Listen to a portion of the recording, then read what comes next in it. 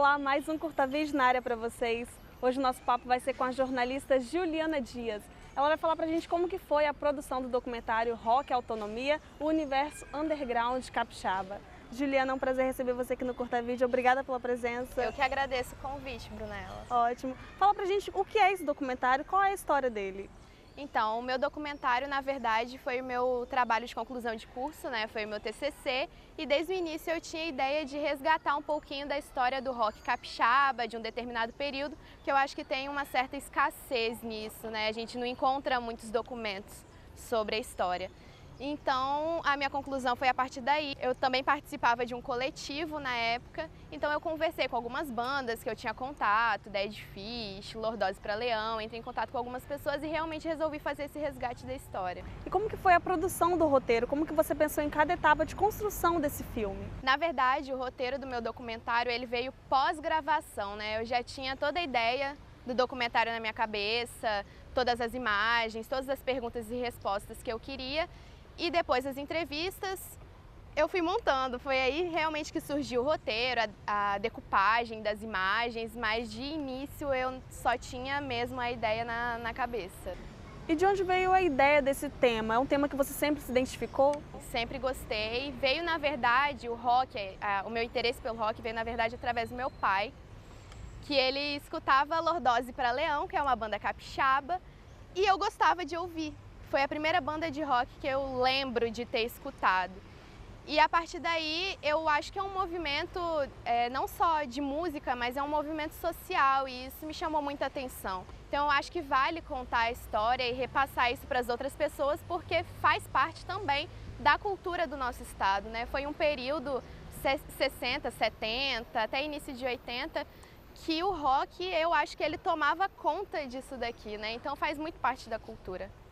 Juliana, daqui a pouco a gente volta com mais bate-papo e agora vamos conferir com o público de casa como que ficou a produção do documentário Rock Autonomia, o universo underground capixaba.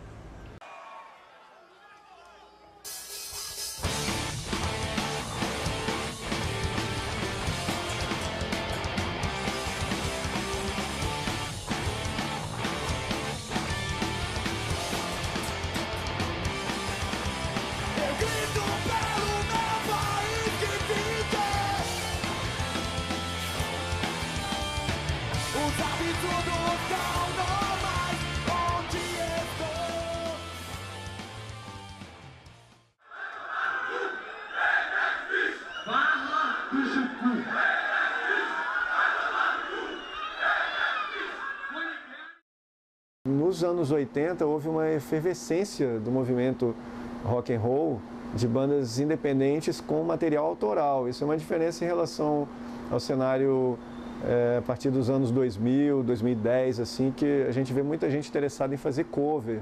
Era basicamente cada um fazendo a sua música própria e dentro de um cenário que tinha muito heavy metal e a cena punk e também as bandas que seguiam o rock nacional, assim, de Brasília, né? E o que eu vejo como grande diferencial daquela época é o seguinte, que a molecada tinha mais gana, né, de fazer a parada, tinha mais sangue no olho mesmo. A galera tinha sangue no olho e era a parada de empreendedor, né? Todo mundo precisava ser empreendedor para fazer seu show, para lançar sua demo, para colar seus cartazes, para poder divulgar.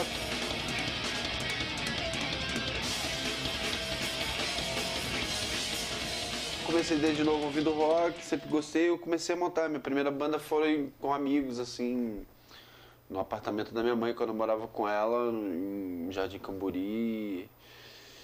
E, tipo, era um prato preso na samambaia que a gente tirava a caixa e eu no baixo numa caixinha. E dali eu comecei eu não conseguia montar uma banda. Meu negócio era que eu queria tocar, não ficar só ensaiando. E comecei a conviver com pessoas que gostavam de música igual eu. Pessoal do metal. Depois eu migrei pro punk. Por ideologia, eu fui largando metal. E quando eu fui pro punk, eu percebi que eu poderia fazer aquilo também. Era algo mais próximo de mim. Então, eu tinha um vizinho chamado Zuzu, que esse cara montou comigo depois a Banda dos Pedreiros, mas antes disso, lá para 92, 93, ele tocava violão, autodidata, ele começou a me ensinar a tocar baixo. Aí eu fui tocava o baixo no violão mesmo ali, acompanhando ele. Aí eu pedi pro meu pai um baixo, me deu. A gente foi lá na Strauss, no centro de Vitória. Comprei um Giannino, eu tenho até hoje esse baixo. Então, na verdade, começou por isso, por gostar de música. Eu estava começando a me envolver com punk, a parte ideológica, então eu queria fazer música também. Aí, quando eu comecei a migrar pro punk, eu escutei bandas tipo Garotos Podres, escutava Ratos de Porão também, Cólera. Só que o Garotos Podres é uma banda que eu falava assim, caramba, acho que eu consigo tocar isso aí. Então foi por aí. Comecei na década de 90 por vontade de fazer punk também.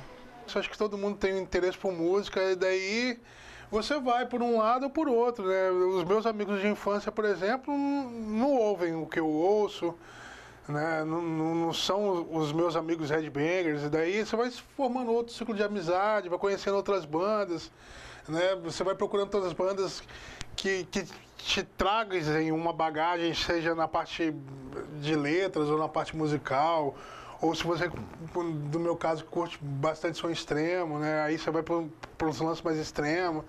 E daí você vai se identificando com aquilo e vai absorvendo cada vez mais, né? E hoje em dia, sim, é um trabalho, mas é um dos melhores trabalhos do mundo para mim. Assim, é o melhor emprego que eu poderia ter, era o que eu queria fazer na minha vida. Mas a pretensão de viver nunca existiu. Assim, viver, sim, porra, de você montar uma cena, de você fazer uma diferença, fazer indiretamente um tipo de política, sabe? Você mostrar suas ideias, mostrar para alguém que você pode ser um alicerce ali com relação a tudo, política, sexo, enfim, o que for, o assunto, você tem conteúdo, você não é um brasileiro que está ali alienado, perdido, saca? A gente nunca encarou a banda como profissão ou como fonte de renda. Então, por mais que a gente tivesse dificuldade no começo, bem no comecinho, isso não irritava a gente, porque a gente não tinha ambição de ter retorno financeiro. Então, se eu gastava lá algum dinheiro para comprar um baixo, uma corda de baixo, isso era um hobby meu. Como se eu estivesse comprando um meião para jogar futebol, como se eu estivesse comprando uma vara de pescar. Então, isso não tinha problema. Era uma busca coletiva, embora não houvesse assim o nome de coletivo como existe hoje. Hoje tudo é coletivo, né? Você tem vários coletivos atuando já de maneira organizada. Mas eu acho que até de maneira desorganizada as coisas aconteciam. Porque os espaços eram ocupados e as bandas tocando repertório autoral, elas tinham muito público. De uma certa forma, o público do rock ele diminuiu. Ele encolheu, ele voltou muito mais pro gueto, digamos assim, porque um teatro Carmélia com capacidade para 500 pessoas, ele ficava lotado, sabe? Um centro cultural de Vila Velha ficava lotado. Você ligava pro amigo, vamos fazer um show de uma outra banda, vamos. Então as bandas se falavam, pô, traz seu amplificador, traz o seu para mim, pô, você tem microfone. Então a gente se unia, porque se não tivesse aquilo ali, se nós mesmos não estivéssemos fazendo ali, ninguém ia fazer. Porque era difícil, ninguém tinha experiência para fazer também. E dali para frente, eu acho que foi criada uma coisa assim, pô, é assim que funciona. O cara te liga, você liga pro Fabiano de Salvador, Fabiano, eu tô indo, eu vou comprar minhas passagens, você marca 2 shows para mim, consegue? Falou, consegui 3, porque eu consegui um outro amigo. E assim, era um telefone sem fio. Sabe, a questão de união faz muito, muito, muito a força, entendeu? O underground é isso, velho. É um se apoiando no outro, porque dinheiro não rola, velho. Ninguém vai ficar rico com essa merda, não. Pode tirar essa porra da cabeça que ninguém vai ficar rico com isso. É paixão, é ter aquilo como ideal mesmo, levar aquilo pra sua vida. Então eu acho que, tipo, o cara, hoje em dia, né, rola muito vou lançar meu CD, eu tenho 1000 cópias. Em vez do cara ficar com as 1000 cópias da banda dele, ele troca 10 com um, 15 com outro, vai num show, achou bacana, pega mais 20 ali e vai trocando. E sempre tem, em show underground de verdade, tem que ter bancas vendendo material, seja ela camisa, pet, CD, demotape, vinil. Se não tiver uma banquinha underground, velho, sai fora que é furada. Não é um show underground. Eu lembro dos primeiros shows, fui numa garagem, num bairro de Vila Velha aqui. Tocou com uma banda chamada Francisquinho God Seven, tocou com Canibal Claw. A gente foi convidado, mas o que era? Era uma garagenzinha mesmo, com um cubo de baixo, uma caixinha de guitarra. um microfonezinho precário, mas tinha ali 30, 40 pessoas, era bem legal. Então teve muito disso, de pedir para tocar sim, e até numa época posterior, sobre o Entre Amigos, eu fui lá pedir, eu falei, ó, eu estou organizando uma turnê, tem uma banda americana vindo, tem minha banda Moqueca de Rato, eu queria tocar aqui. Então nesse caso não foi pedir para tocar, foi pedir para deixar organizar o show lá, né? Então é uma forma diferente, mas de correr atrás de uma casa para tocar, já que não tem uma casa tão fácil. Isso aí, criançada, vamos lá! Entre 10 e 12 anos, todo mundo é chapar! Então, tudo era muito difícil, assim, né? Tinha bastante bandas, né? Tinham bandas que começaram e acabaram, como Pé do Lixo, Lordose, The Rain, Porrada, Força Terry, tinha muita coisa, assim, tinha uma infinidade de bandas, mas pra você tocar hardcore era difícil, tinha muita coisa, era uma coisa muito fechada, muito voltada pro metal ainda, né? E o metal sempre teve uma coisa mais segmentada do tipo, ó, metal é metal, não se mistura muito com esses caras. E aí a gente queria quebrar essa coisa esse paradigma de, pô, não precisa ter essa divisão. Então todos os shows que marcavam a gente pedia para entrar. Sim, havia uma dificuldade de acesso à informação. Essa é a principal diferença em relação ao cenário de meados dos anos 90 para cá, né? Era muito mais precário, mas eu acho que não é nada específico do Espírito Santo, de Vila Velha e Vitória. Acho que é a época em si, sacou? Quanto mais você for avaliando para trás, assim, mais precário era, assim, a gente pode dizer assim, né? Se você for perguntar pro cara do Ratos de Porão como era tocar na década de 80 em São Paulo, ele vai falar que tinha muita violência, muita briga, poucos locais, não tinha um local específico pro punk, porque não existia o punk ainda, estava começando, né? Então pra gente era mais ou menos isso também, manter, sim, as devidas proporções, as cidades diferentes, a época diferente também. A gente inventava muito o local de tocar, a gente inventava. A gente via num bar que estava meio decadente, num bar que não estava dando muita gente nos forró, nos reggaes. Então a gente falava, pô, a gente pode tocar aí. E geralmente, alguns bares o pessoal se assustava, eventualmente podia acontecer uma briga, como pode acontecer em qualquer estilo musical, e não abrir as portas mais, mas também teve muito ao contrário. Teve muito bar que a gente organizou, um hardcore, um punk, e começou a dar certo. Não tinha contrato, né? Raros os contratos que a gente assinou em, sei lá, 10, 12 anos de produção com a Noise. Foram raros. Era o contrato de bigode, meu irmão. Era de irmandade, de irmão, de homem para homem. Falou, ó, velho, você vem, mas é o seguinte, ó, eu vou pagar a passagem, não tem cachê, você vai dormir lá em casa no colchão junto comigo, o cachorro, o papagaio, o caralho a 4. E, pô, merchandise aqui vende legal, você vem e faz um puta show. Era isso que deixava a gente feliz. Qual era a visão que a gente tinha, né? Falei, porra, como é que a gente vai reverter essa grande bilheteria da melhor forma para abranger todas as bandas? Pô, vamos botar um som do caralho, vamos botar um som legal, vamos botar um JCM, vamos botar 2 JCM, vamos botar o Galagru, vamos botar a bateria maneira, vamos botar um puta PA. Porque o mais importante pra gente era o evento, era o show. Era que todo mundo saísse feliz, o público, banda e produtor. Normalmente o produtor não saía. A gente tem que lembrar que não existia estúdio de gravação em Vitória, sabe? Um dos primeiros estúdios foi do Armando Sinkovitz, ali em Cariacica. Mas mesmo estúdios de ensaio também eram raros, então as bandas meio que ensaiavam na garagem mesmo, literalmente incomodando a vizinhança. Isso rendia chamados para a polícia, né? Uma confusão danada porque não existia esse profissionalismo que se tem hoje. Não existia acesso à informação para a evolução musical mesmo, a evolução técnica. Passa mais um dia, onde está meu coração? Se você não devolver, não terá o meu perdão. Já não quero nem lembrar. As coisas que chocavam a gente eram geralmente as coisas de pessoas mal intencionadas, entendeu? Eu acho que contratantes mal intencionados, algumas pessoas que se aproximaram da gente de tipo que foi assim decepção, ou mesmo dentro da banda mesmo, decepções entre ex-integrantes, essas coisas sim, acontece. A vontade de você desistir, você convive tanto tempo com uma pessoa, com outra, e, puta, você fala as coisas não mudam, você tá cantando uma coisa, puta, mas teu país é uma merda, você não consegue... Você acha, tipo assim, quando você tá novo, você acha que pode mudar o mundo, né?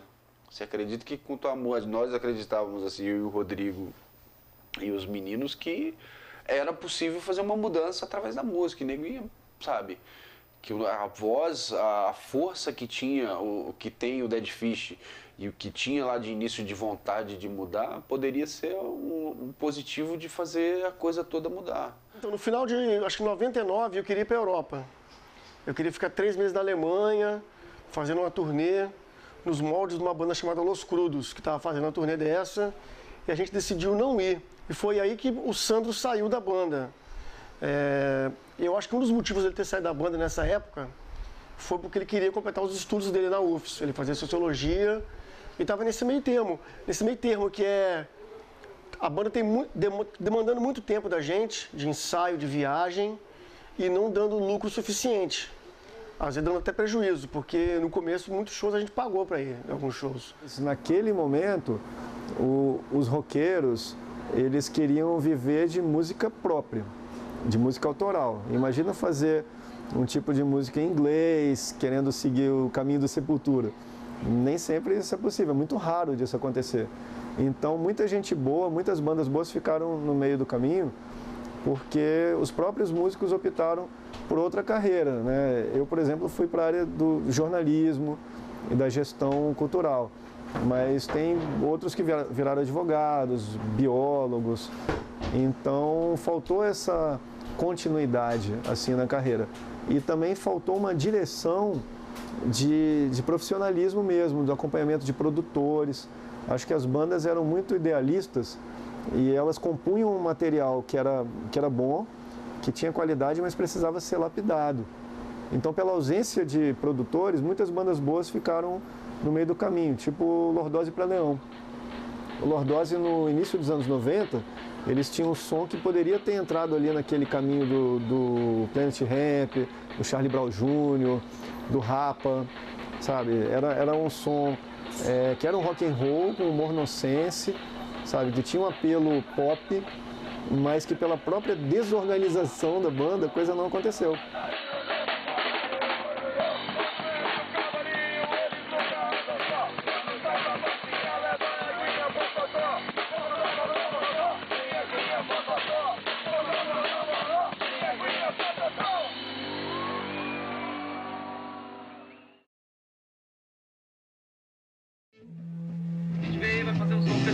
Queria agradecer o pessoal que está dando a força pra gente aqui, é o pessoal do Nervocaus, o Edu, a galera toda, Viviane. Agradecer o pessoal o público, principalmente o público que tá aí, e lembrar que show não é só banda, show é banda e público. Valeu essa pouca galera que veio, é isso aí. Valeu o pessoal que veio de longe, Bebê, Renato, Sérgio, Rubinho, pode crer. Então, na nossa época, a gente não tinha esses locais de show fáceis, não tinha internet, não tinha Bandcamp, não tinha Facebook, não tinha e-mail. Então a gente correu atrás de uma outra forma, né, que foi se jogando por aí. Não sei dizer se isso é uma fórmula. Agora, você está acomodado, seja qual for a condição, é ruim. Se tem um local de show em São Paulo, a gente tem um Hangar 110 em São Paulo, que é uma casa que sempre vai abrir a porta pra gente. Mas a gente sempre está procurando outras casas de show para tocar, analisando os convites e até hoje em dia ainda fazendo ser conhecido. Por mais que a gente tenha 20 anos de banda, se abrir uma casa nova de show, a gente tem que saber quem é o promotor dessa casa, mandar um material. Tá em São Paulo, de bobeira, vai lá ver um show, deixa um CDzinho. Até hoje isso acontece, sacou? Quem tem contato com a galera do sul, do norte, do centro-oeste, né, de Brasília e daí vai. Isso pra mim é underground. Um cara que fica na sua casa esperando as coisas caírem no seu colo, velho. Você não sabe o que é do it yourself, então aperta o botão do restart, ou nasce de novo, sei lá, faz alguma coisa que você não é underground. Ou continua aí, onde você é feliz e tá bom demais. Sufocar.